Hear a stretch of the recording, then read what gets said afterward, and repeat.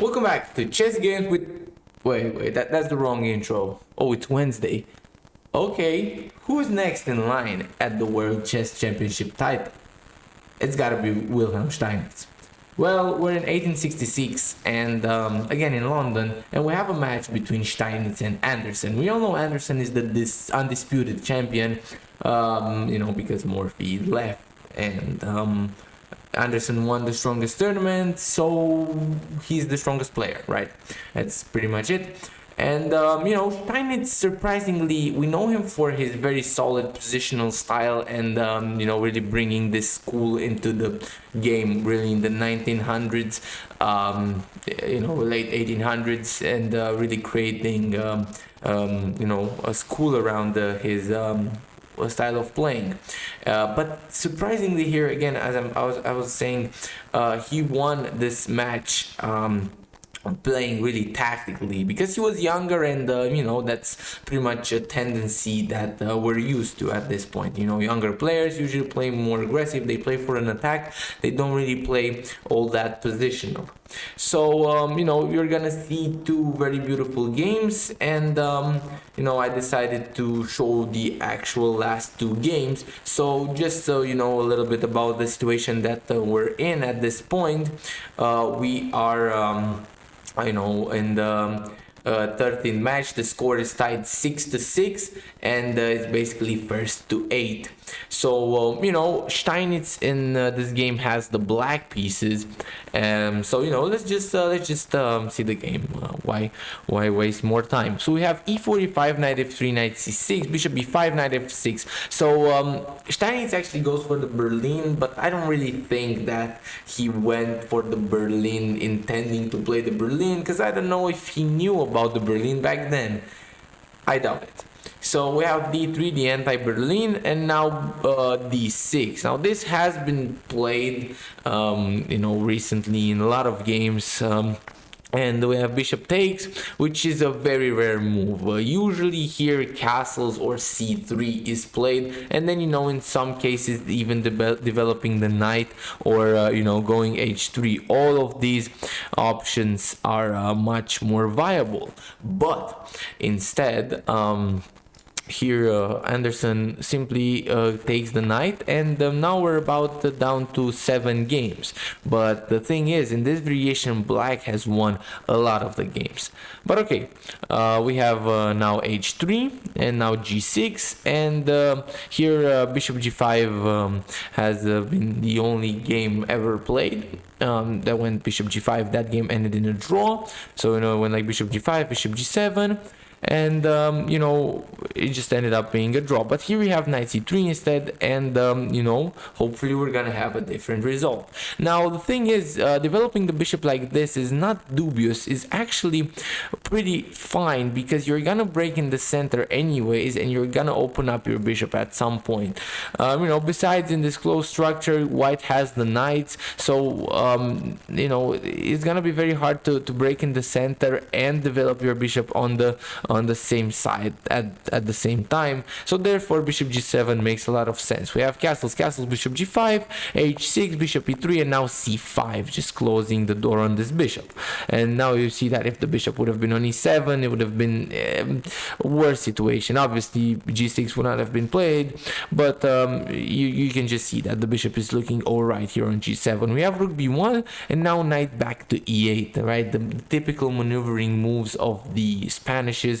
Right now you might go for a move like c6, knight c7, and maybe a push d5, although that would be a little bit impossible because of the bishop, but still you get the idea that you might get a remaneuvering here. We have b4, and this is where Anderssen kind of goes a little bit wrong now, just undoubling the pawns, and here losing a lot of tempi with the rook.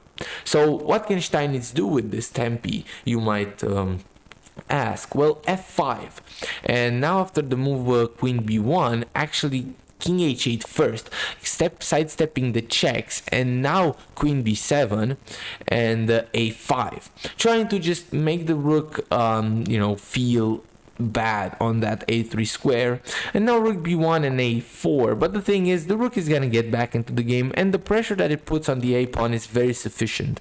So here queen d5 was chosen by Anderssen. Again, not the best move here. Maybe if he tried queen b6, he would have been better here after the rook trade, having, you know, some pressure. And now you can really sense that black is the one that's tied down. Maybe a move like f4 and you get to a mutual stalemate. You make some improving moves, but in the end, you know, neither side should be able to get any sizable advantage. But the way that Anderssen did it with queen d5, we have queen c8 now, and this move might not be the best, but it prepares some pretty hefty attack.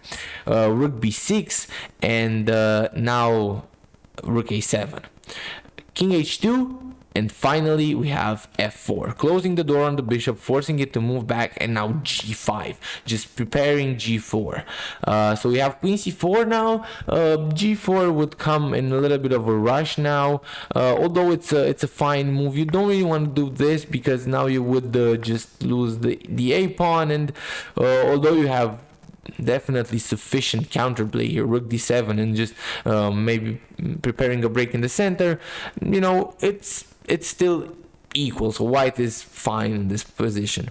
Obviously there is a lot more chess to be played, but I'm just saying, right, the evaluation is equal. So instead we have queen to d8 now, guarding the g pawn, preparing h5, and now it's where Anderssen has kind of like his last chance to get back into the game with the move knight d5, playing it active, not afraid of pins, and then playing the move rook a6, going for the trade. For example, rook takes, queen takes, and now after bishop takes, pawn takes. The computer says the position is minus 0.5 on a low depth. But the higher that it goes in the depth, the more it likes the black position. But you know, it's still of the opinion that maybe you could play this with white, although h5 looks kind of scary, and then you would have to run back with the king. But again, the way Anderssen did it with rook b1 now just doesn't allow you to play for anything. We just have knight f6, bringing in the knight, and after the king moves, just remaneuvering the knight, and here you're just pushing the pawns, and yeah, I mean, you can already sense that white is in a lot of danger when all of the pieces are just attacking you. It's not good news. Now the knight joins in, and now you attack the queen, but here you can actually go g3. Steinitz decided to go queen back to h7. Really fancy move, but kind of unnecessary. Here Anderssen even tries to sack a pawn, but in the end Steinitz just goes in for the kill, not caring about material. And Anderssen resigns right after this move, and here after he realizes that you know, it's gonna be just down too much material. And by the way, this is actually just made in 3. You don't even have, oh sorry, not made in 3 but made in 10. You don't even have to trade the queens. But okay, that's how Steinitz decided to do it, and Anderssen resigned here because, you know, just two bishops, what are you gonna do? So now we're on to our final game, kind of like, you know, we said it's first to 8, and it was kind of like 7-6 at that time. And now Anderssen is playing with the black pieces, and not necessarily a must win, but a must draw game. And Steinitz is not in a rush, but he would like to win the game now and just end the series right here. So we have e4, e5, and now f4. So Anderssen goes for bishop c5, and after knight f3, d6, bishop c4, we quickly go into a territory where not a lot of top GM games have been played. So we have knight f6 and d3. Now we're down to about 13 games, and then castles, queen e2. Steinitz goes for this very creative idea of putting the bishop on e3 and you know, really playing with short castles. And here black is definitely doing fine, but he should either take the pawn or play the move d5 that we all know by now is a very good weapon against the king's gambit. Because for example, if d takes here, now you have e takes on f4 and the file is open, so you are forced to take the e pawn. But now you get into this the trades, and it's a very dynamic game, but black should be the one that is gonna be better in the long run. So I don't know why Anderssen did not go for that. He instead went for bishop g4, trying to pin the knight, but now f takes on e5, d takes on e5, and you can already see how white's problems basically disappeared, and he got his development and castles. And here, even though black has a lot of pressure, it's gonna come back to cost him. So we have king h1, and now rook a to e8. But now this move queen f2 is very annoying for black, as you cannot really move. You could go knight a5, but then you get queen g3 and you're forced to give up the bishop. And here, you don't care about the material loss, by the way, because you just lose the pawn here, and then you just have way too much pressure here, and black is lost. And you cannot easily move the knight. You gotta be careful. That's why a5 is tried here by Anderssen, but now just a4, right? Just stopping the pawn, right, not allowing the bishop to be trapped. And here knight h4, again, very nice move by Steinitz. Now queen g3, maybe h3, maybe knight f5 has some poison to it. Bishop takes b takes a4, and now bishop takes a4. We have bishop e6, trying to put some pressure, but now just b3, and the bishop is safe. And still, now the queen without the a pawn being here doesn't have a defense, so you have to be careful when you move the knight. We have knight to g4, and simply queen slides back to g1, no problem here. And now queen to b4, now knight h to f3, and bishop to d7. Now here Steinitz said that he missed this idea to win a piece, and the idea to win a piece here is c3. If c3, queen takes a3, now let's say rook f to c1, queen back to b4, or queen takes d3, even better. Now either rook takes or queen takes on c5, and white is just up a piece.